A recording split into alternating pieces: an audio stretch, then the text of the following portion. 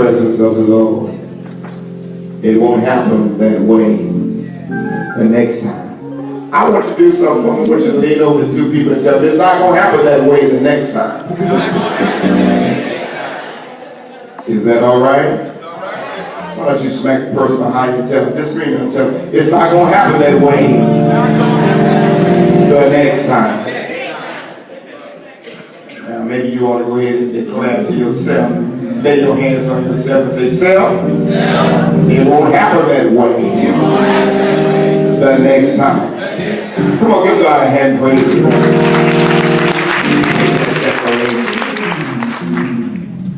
David is the psalmist who's been given credit to penning this first numbers of Psalms.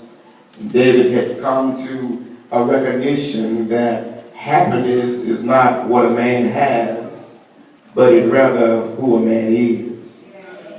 He concluded that you can have all kinds of things and still be unhappy. I know we live in a world of things where people suggest that their prosperity makes them happy. But you need to somewhere in your life come to the conclusion, like David, that happiness is not based on what you have.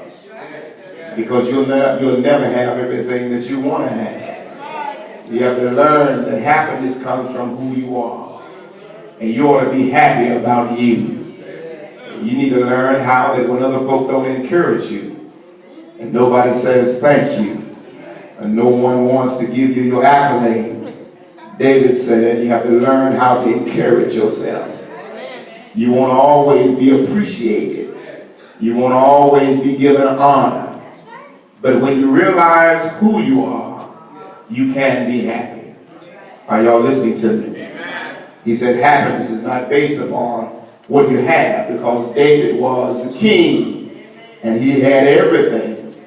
But when he searched the matter and discovered all of the errors in his life, even after acquiring things that God gave him and acquiring things that belonged to somebody else, it always came back to who he was and whether he was satisfied with himself. So he says in this text that blessed is the man. And he decides to discuss with us what this word blessed means, because the blessed, people say, I'm blessed. Well, I want to find out today, as we matriculate in this text, whether you're still concluding that you're blessed. Because what he says, Elder Pate, is that the word blessed means happy is the man. And I can look and take a survey in the city of Winston-Salem, and as I travel from place to place, even as I survey this church, everybody in here is not happy. And I know you got to disguise the fact and put your church face on with your new hairdo and your new dress. But the reality is everybody is not happy. Amen? Everybody is not happy. So when you say I'm blessed, what you're really declaring in the atmosphere is I'm happy. Are y'all listening to me? Look at your road. Look down your road and find somebody look like they're happy and say, I'm happy today. Some people said they're happy, but I didn't see you looking and smiling like you was happy. I had to tell you to tell somebody. And can you just look down your road and say, I'm happy today? He says, you got to be happy. He said, happy is the man. And I was good with that, Elder Woods, until he said he gave us some categories of what really brings happiness. Here's what he says in the first verse, that your happiness is determined by the friends you choose. That kind of rung home to me, because there are some times in your life when you're happy because you got good friends. But there are times in your life when you're not happy because you chose the wrong folk. Oh, y'all don't want to be real with me. I want to talk to some folk who made some bad choices in their life. And you say good choices, good consequences. Bad choices, bad consequences. Good friends, good outcome. Bad friends, bad outcome. You deal with good people, good things happen. You deal with bad people. Y'all need to talk back to me. Bad things happen. That your success is not based upon how much you have acquired, but your success is based on what kind of friends you have.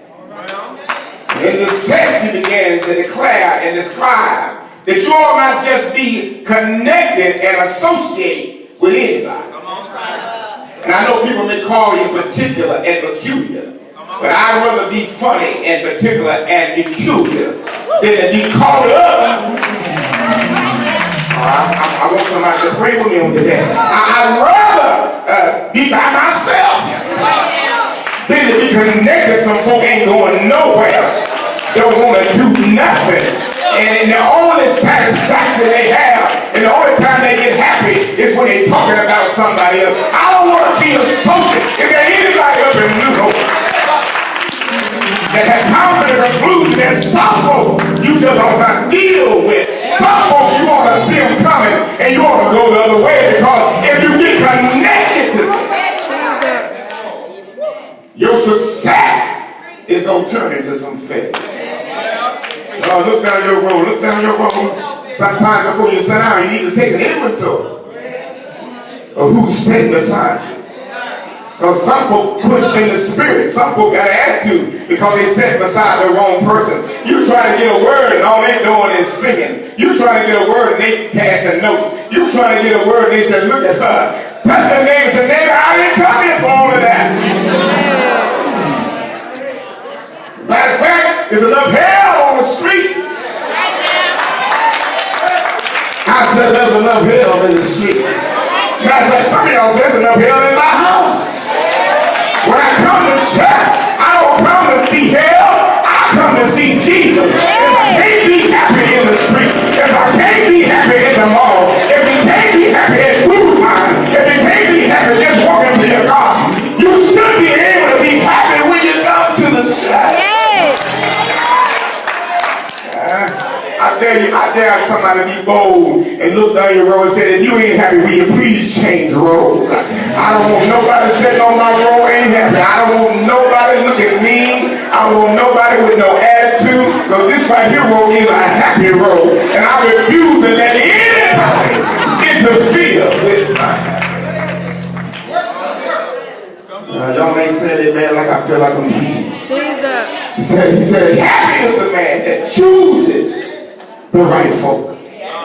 When you choose the right folk and the right folk speaking positive in your ear, speaking good things in your ear, telling you you good, telling you you gonna make it, telling you gonna be successful, telling you you're all of that and a bag of potato chip. You feel like Superman, Superwoman, that you can walk through walls and you can climb over buildings. You're faster than a speeding limit. When you are associated with people that always got something negative to say, you know your mama wasn't nothing, you ain't nobody. I knew your daddy, he was drinking, better be careful, you may become an alcoholic yourself. All they talk about, that dress don't fit you right, them shoes are the wrong color, you don't look right, you ain't living in the right neighborhood, you don't got the right kind of friends. All it does is put negativity in your spirit. And now we're trying to figure out why you mean. You are mean because you hang out with mean folks. Jesus.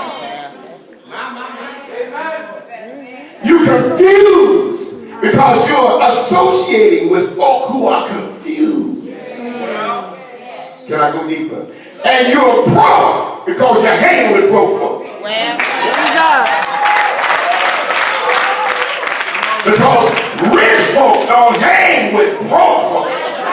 Only broke folk hang with broke folk. And if you hang around, ain't nobody, y'all got to put your money together to pay for the dinner. You need to look at your friends, because perhaps you have the wrong kind of friend. If you're trying to go somewhere and they can't help you get there, perhaps they are, if I got to stroke you to make you be happy, perhaps you're not.